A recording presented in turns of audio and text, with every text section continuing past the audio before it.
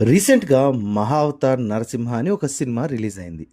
మనలో చాలామంది ఆ సినిమా చూసే ఉంటారు. అయితే ఆ సినిమా క్లైమాక్స్‌లో నరసింహస్వామి హిరణ్యకశపుని సంహరించిన తర్వాత కోపంతో ఉన్న ఆయన్ను ప్రహ్లాదుడు శాంతింపజేస్తాడు.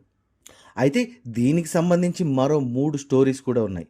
మొదటిది ఏంటంటే ప్రహ్లాదుడు నరసింహస్వామిని శాంతింపచేయడానికి ప్రయత్నించినా నరసింహస్వామికి కోపం తగ్గదు. ఆయన కోపం అలానే కంటిన్యూ అయితే సృష్టి నాశనం అవుతుంది. అందుకే దేవతలందరూ పరమశివుణ్ణి ఆశ్రయిస్తారు. శివుడు నరసింహస్వామిని శాంతింపజేయడానికి వీరభద్రుణ్ణి పంపిస్తాడు.